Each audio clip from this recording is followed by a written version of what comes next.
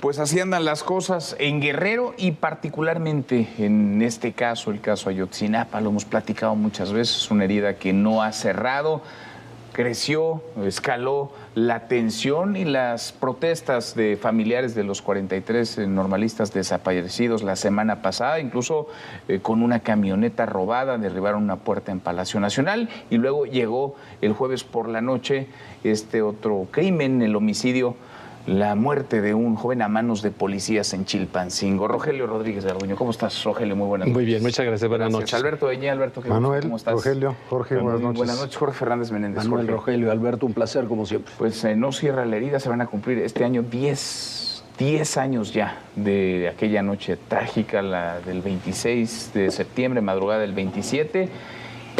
Y no parece haber versión que convenza a los familiares y el presidente está pues atorado en este tema que él mismo empujó durante mucho tiempo. El presidente entró en una trampa, lo platicábamos la semana pasada, el que él mismo se colocó, ¿no? Desde el momento que se comenzó a definir que era necesariamente un crimen de Estado y que había involucramientos políticos extraños de altas esferas.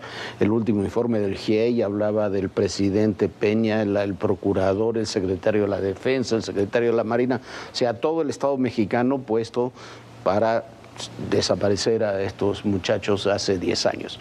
Desde el momento que se hizo eso y que la investigación de Gómez Trejo y de Alejandro Encinas fue tan catastrófica como dejar en libertad a los sicarios, a los asesinos materiales, para convertirlos en testigos protegidos, para detener militares y al procurador Murillo Karam, la investigación quedaba atrapada porque no hay pruebas para demostrar eso. Todas las pruebas que hay son lo de los testigos protegidos. Y como se alimentó durante también 4 o 5 años la tesis del crimen de Estado desde la oposición, ahora se ha creado un monstruo, se echó a andar un monstruo que no se puede detener. Los padres o los asesores o quienes queden en el movimiento de Ayotzinapa no van a aceptar cualquier otra tesis que no sea que fue el Estado y que termine condenando militares, funcionarios o incluso al propio expresidente. El presidente no puede hacer eso, primero porque no tiene las pruebas para demostrarlo y segundo porque es un conflicto que genera una inestabilidad política terrible. Y hechos como los que se vivieron el miércoles primero en Palacio Nacional y el jueves pasado con la muerte de este joven de 23 años, Jackie, era su nombre, lo único que hacen es alimentar el conflicto. Y yo no veo salida posible al conflicto. Algún día las autoridades se tendrán que preguntar qué diablos vamos a hacer con Ayotzinapa, porque si no, la única posibilidad que tiene es seguir creciendo cada vez que se presente algo similar a lo que vimos el miércoles o lo que vimos el jueves. Y cuando se acerca el proceso electoral más todavía. Claro. Alberto, ¿cómo lo ves? Lo veo como la expresión más acabada de una incongruencia tremenda. Como ha dicho Jorge, el presidente López Obrador quedó atrapado en su propia trampa. Un discurso de crimen de Estado, cuando además el origen de José Luis Abarca, ese oscuro personaje que era presidente municipal de Iguala cuando los hechos, su mujer, Ángeles Pineda, hermana de un líder de Guerreros Unidos, habían entrado al poder político a través del PRD, de Lázaro Mazón, que era un operador político cercano al presidente López Obrador en aquellos años en Guerrero, y de pronto convierten esto en la historia de un crimen de Estado. Y en el compromiso de despejar, de esclarecer, de hacer justicia, se topa con sus propios acuerdos internos con el ejército mexicano. Y entonces la versión que da a conocer Alejandro Encinas, que no se sostiene, porque no cambia en nada la versión histórica de los hechos, encuentra los límites de las Fuerzas Armadas que se niegan a entregar archivos, expedientes, como había exigido Encinas, que incluso solicita la acción penal de la Fiscalía General en contra de mandos militares. Y ahí el presidente queda entrampado entre lo que ofreció, lo que prometió y lo que después decidió no sostener, no respaldar. Y en el fondo, ese atroz crimen de hace casi 10 años sigue envuelto en estos absurdos de unos asesinos confesos, los perpetradores de ese secuestro, de esa aparición, de esa matanza, lo creemos así, creo la mayoría, bueno, pues están libres. Literal. Y su palabra tiene más peso incluso ahora que antes, ¿no? Y cuando entrevistamos al general Rodríguez Pérez ahí en el campo militar número 1, en la prisión del campo militar, ese es, es su principal declaración. Ahora resulta que la palabra de un general de 44 años de servicio, sin una sola tacha en esos 44 años, vale menos que la de un sicario confeso, jefe de Guerreros Unidos. Dispuesto a decir lo que sea con tal de obtener la libertad. Rogelio, ¿cómo lo ves? Manuel, me parece que es evidente que no hay manera de cambiar algunos hechos que son incontrovertibles. Los muchachos, por más que nos duela, fueron ultimados. El presidente dice, vamos a buscarlos con vida, porque es un gran problema. Y ahora nos enfrentamos en tiempo actual a una coyuntura de orden político donde a los padres, a las madres, a los abogados, a las ONGs y a algunos grupos que tienen algunos intereses se les dejó una impunidad para actuar con violencia, atacar intereses de particulares, una molestia social, una serie de criterios encontrados. Estos hechos que verdaderamente son condenables, de utilizar camiones repartidores de refrescos de particulares y los estrellar en el centro de arraigos, luego el tema de Palacio Nacional.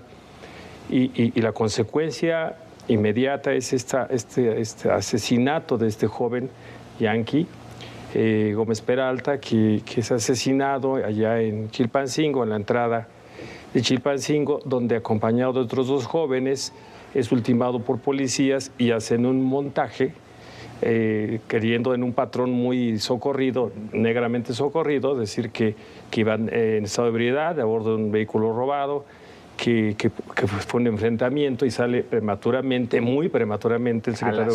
A las horas sale el secretario de Gobierno y el secretario de Seguridad a asegurar que se trató de un hecho de un enfrentamiento, además de un enfrentamiento. Que habían disparado ellos a los policías. Que repelieron. Hoy se sabe por la necropsia que no habían ingerido, que no había ingerido este joven sustancias alcohólicas ni drogas mucho menos, que la prueba de radisonato de sodio nos dice que no hay disparo, deflagraciones de los proyectiles, pero en este momento lo que está sucediendo es una estrategia política, porque el tema está escalando, como bien lo decías en la introducción. Tenemos ya activado el tema que bien decías, Alberto, que Jorge ha reseñado magníficamente. El tema está activado y no veo la manera de desactivarse, y ahora en esta coyuntura tenemos de manera inmediata que el tema puede escalar ahora. Pues sí. Y entonces el presidente cambia el discurso político, si bien salió prematuramente, fue cuidadoso al decir, vamos a ver, va a ir la Fiscalía General de la República, y hoy tenemos una declaración que no teníamos precedente en la historia de este sexenio. El presidente sensible, dando condolencias, cuando el presidente ha sido muy insensible, cuando el presidente ha sido hoy reconoce poco empático. Que no hubo un enfrentamiento. Ahora, hay un diálogo, digamos, forzado por los padres de los 43, para el caso, digamos, Ayotzinapa. Hay un diálogo después del tema de Palacio Nacional, esta protesta que derivó en que se tirara una puerta, y los vimos días antes en el Senado, en la Cancillería, en Gobernación, cometiendo todo tipo de actos vandálicos y de delitos, pero el presidente les ofrece diálogo a los padres. Dice, yo no quiero aquí representantes ni abogados, y los padres aparecen al otro día a decir, pues sin nuestro abogado, sin Vidulfo Rosales, nosotros no vamos a ir a dialogar. No hay fecha, por cierto, para el diálogo. No, pero ahí lo que tienes, Manuel, tienes varios temas. En última instancia, lo que se tiene que hacer valer aquí es la justicia. Lo que hay aquí es una cadena de impunidades y de procedimientos que no son legales.